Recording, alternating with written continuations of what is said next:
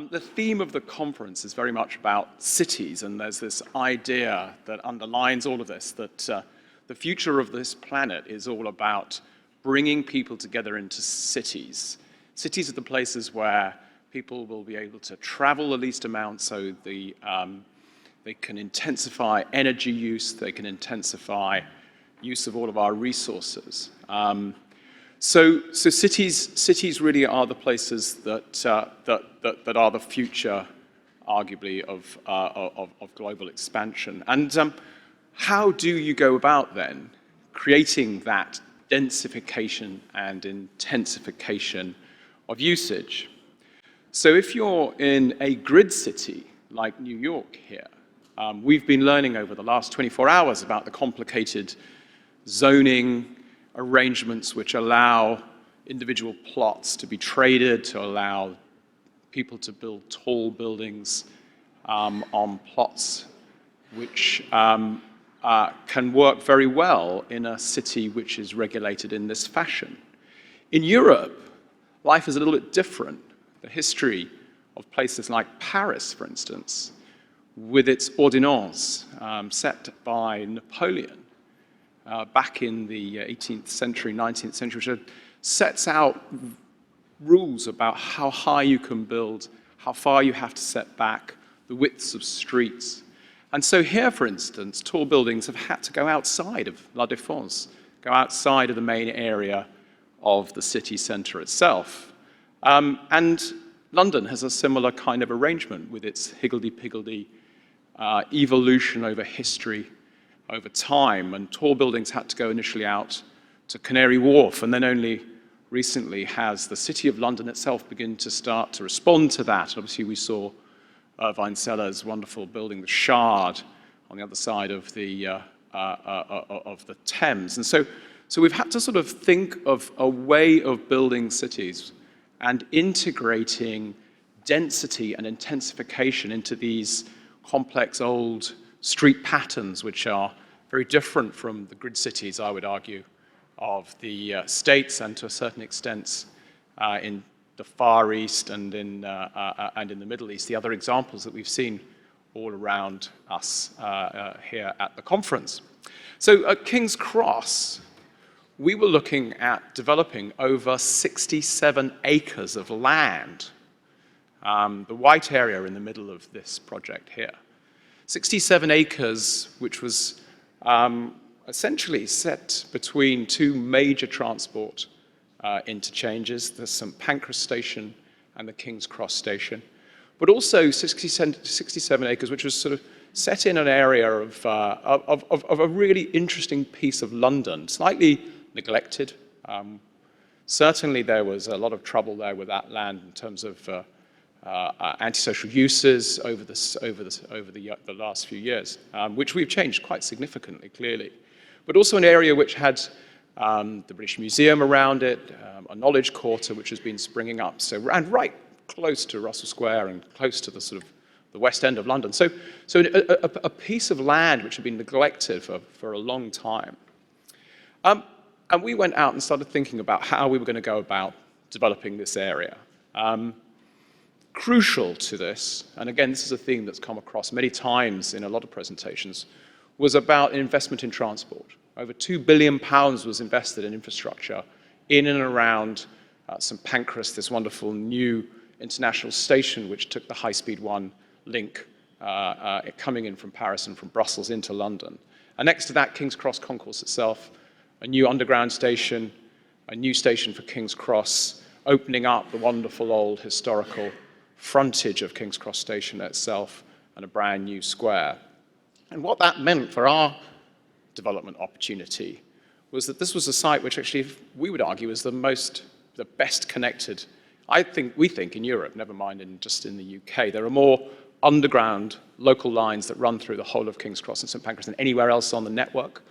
You can get on directly to every single one of London's major airports. You can connect nationally, north, south, east and west, and of course, obviously you can connect internationally now through high-speed 1.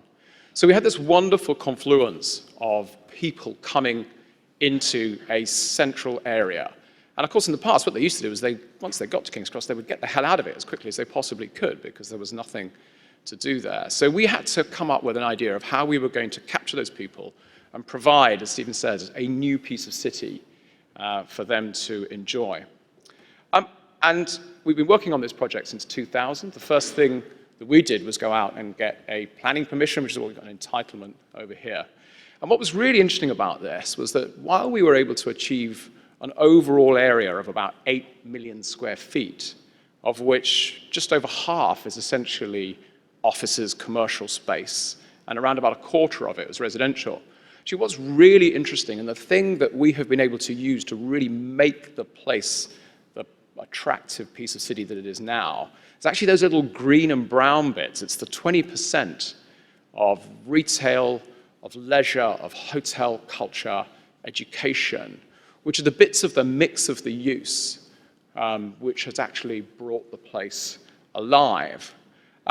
Clicking through the various different sectors themselves, the other thing that we were very keen to do was to spread those uses out across the whole of the site. So rather than stack them all on top of each other so that maybe all the offices were in one place, all the retail was in another, and all the living places were somewhere else, we were able to spread them across the site and make sure that the whole of that 67 acres is activated at all times during the day because there are people, office workers, spreading around the site.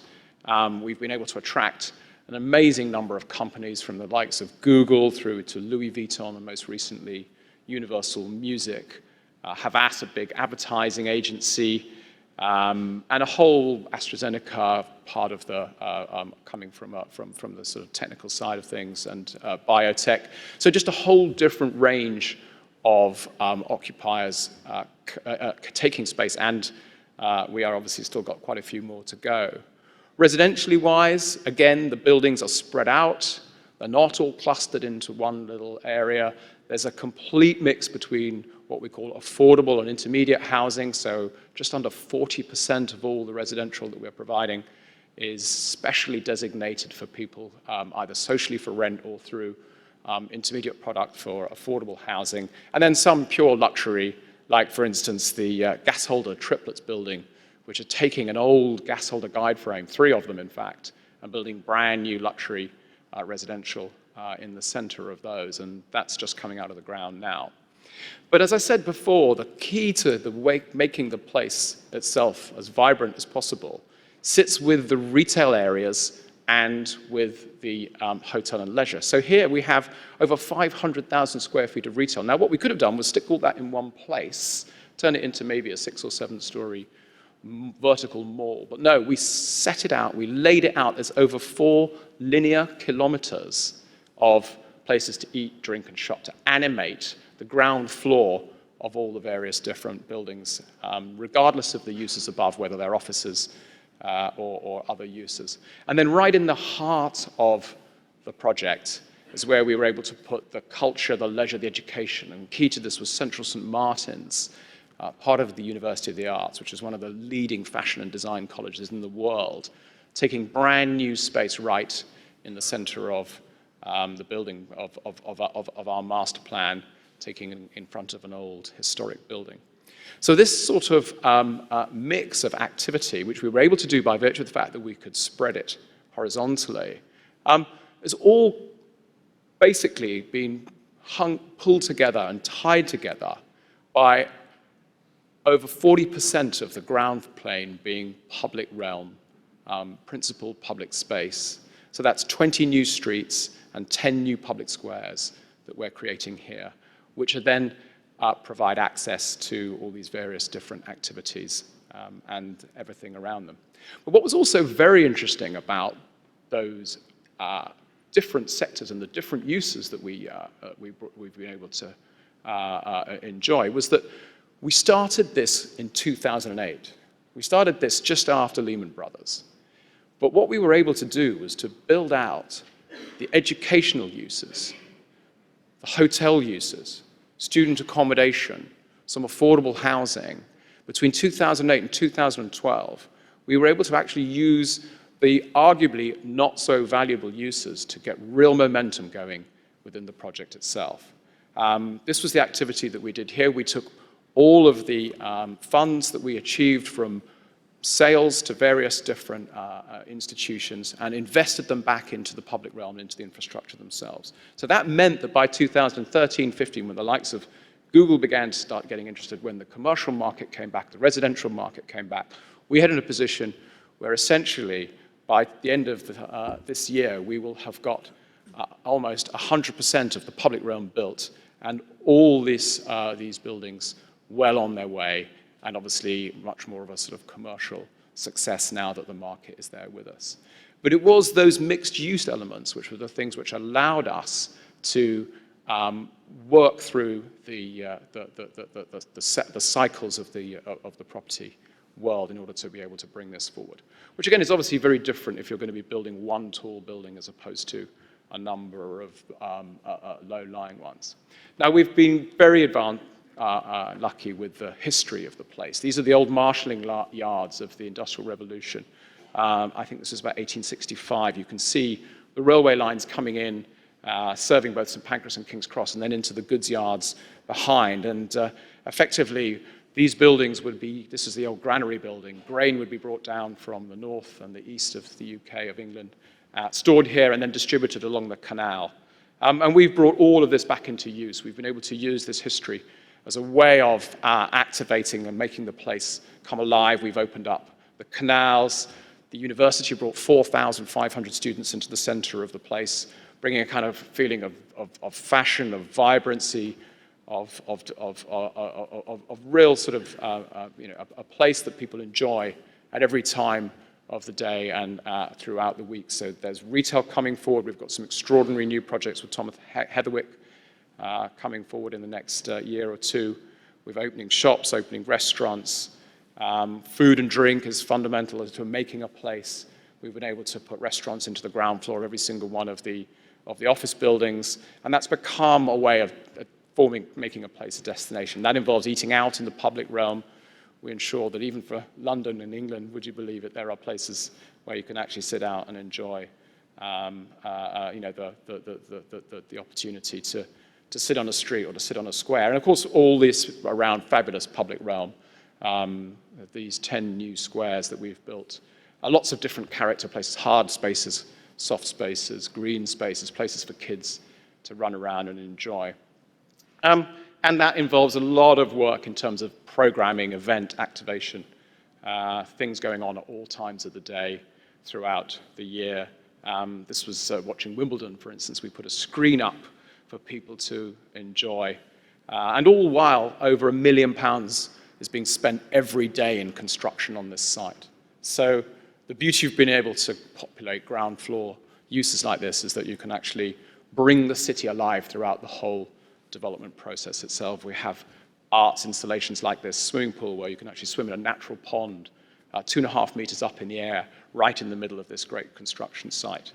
And as Stephen said, sustainability is fundamental to what we do as well. Underneath every single one of those streets and squares is a hot water district heating system fired by 3 combined heat and power engines, which deliver over 100% of the hot water for the whole of the site and around about 80% of the electricity needs. And we're about to put a cooling loop in as well so that we can achieve trigeneration, which is the core to getting a sustainable environmental approach as well. And that sustainability goes not just into the environment, it goes into the community. We've delivered over 300 apprenticeships, 250 jobs through our recruitment center for people just beginning to start to work in the area, a new school which we've become the academy sponsors for ourselves. So all part of this idea of creating a piece of city which has value for us, clearly as developers, but also value to the community, value to the people who live and work around King's Cross as much as the new community that's going to be coming into King's Cross. And we believe that this is the sort of thing that everybody wants to have in a city anyway. These are things that are essential to making cities the places that we all enjoy. So what does that mean at a conference that's really about tall buildings? How can you compare that approach to an approach around height? Well, when we set out back in 2000 to think about how we would develop this site. We set out these 10 principles. And one of the key ones was this idea of the urban framework, essentially that there would be a place that we'd be creating streets and squares for the future. And in order to sort of think about how we would actually do that, we also did a little bit of research and published a publication back in 2002. Crucial to that was looking at the physical parameters of the site itself. These are two views of St. Paul's, which essentially cut off the top of any development that can be done on the whole King's Cross site in those bright yellow areas. You're not allowed to build taller than 40 meters. So we started from the proposition that we weren't going to be able to build exceptionally tall. This is actually a picture of Regent Street superimposed over the King's Cross project. So we were right from the very start looking at sort of London typologies, the Regent Street created by Nash as a street to open up the whole of Regent's Park and plug it straight into the center of Piccadilly Circus. We'd had the same sort of idea. We had the two stations, which was the sort of the node where everyone would arrive, and we needed to open up 60 acres in the north. So putting a new street and creating new squares kind of was a sort of easy typology for us to begin to start exploring. But we also went out and looked at a whole bunch of other developments that have been done in and around 2000. So Canary Wharf, for instance, Broadgate in London. We looked at Battery Park City here in New York, and we looked at Potsdamer Platz. And we compared a number of specifics around how those people had laid out big, large areas of city. And the key thing that we looked at was plot ratios, one of the ones that we were able to analyze. You can see there the plot ratios achieved, for instance, at Broadgate, 4.2, Canary Wharf, 4.7. We've been able to do something similar to that ourselves. Our overall plot ratio is about 3, but that's because there's a very low plot ratio around the historic piece and obviously higher in the individual areas themselves. The other thing we looked at was site coverage and mean number of stories. So you can see there, for instance, Broadgate covering 60% of the site and achieving heights of around about 9 stories, whereas Canary Wharf, as an average, covering 35% of the site and 19-story heights. So this was, remember, Canary Wharf 15 years ago, not where it is now. And what was really interesting about that was we were able to plot a graph that essentially showed that as you got higher and higher, because the buildings had to be further and further apart, there was no real benefit in additional plot ratio by going much taller. Now, of course, if you've got something like the Shard where you can get a plot ratio of 30, that's because you're just building it on one plot and not taking into account the public space all around you.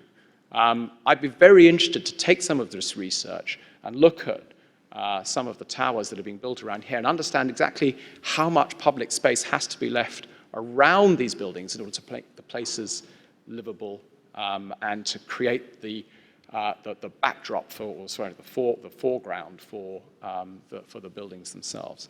So from that, we also looked very closely at mixed use, and we were looking at areas like Covent Garden in London and Mayfair, and sort of saying, well, how do you go about making these places really vibrant? So you can see here, Broadgate, predominantly commercial. Canary Wharf, predominantly commercial. Even Battery Park, again, over 50% residential. And the mix at King's Cross, which we were able to deliver, a piece of city that, in a sense, is open all day round, and open to and accessible for everybody at all times. So that's what King's Cross looked like in about 2010. You can see 60-odd acres, the derelict land right up in the very north, surrounded by the 2 stations. This is what we expect it to look like in time by 2021 when we've finished it.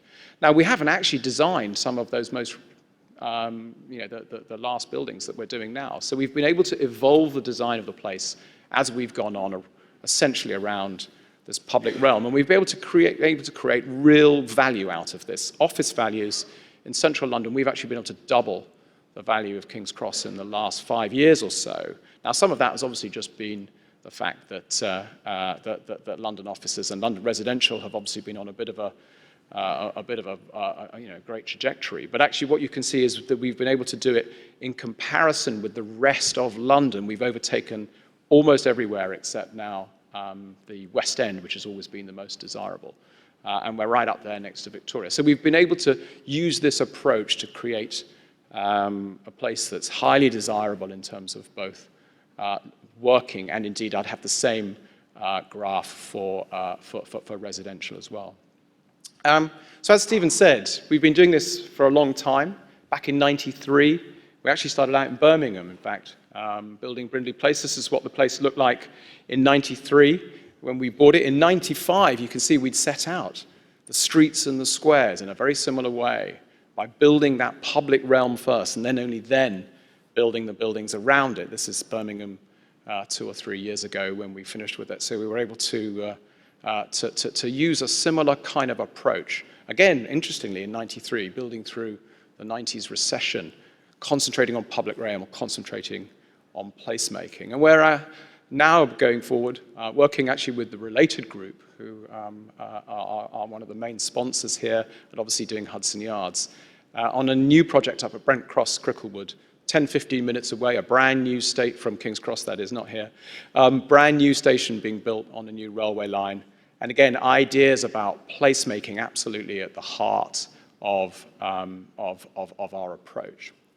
So what does that actually mean in terms of, as I say, of this conference? Well, first of all, it meant that we didn't have to go very far to think of the name. We all went down to the pub and decided to call it King's Cross, so that was easy. But what we did do is we got our own postcode, which was quite nice because it meant that we could show that we were having an impact on the cityscape, on the city, on London, which we would argue is going to be a legacy which is going to last forever. It was quite interesting talking to some of the guys yesterday about how they're talking about the legacy that gets left behind by developers here in New York is about the skyline. What impact can you have on the skyline? Well, from our point of view, and I think this is probably the case for a lot of European and UK developers, the legacy in a sense is actually in plan rather than in section. It's the streets and the squares. It's that idea that Nash went out and built a brand new street, a place which is going to be part of the map of London for hopefully the next 250, 300, 400 years. The buildings themselves may well come and go, but this is going to be a place that's going to be part of the city forever. And it's also going to be a place that's going to be as dense, as intensified, as vibrant, and as attractive to the people who want to come and live in cities as the alternative approach of going higher.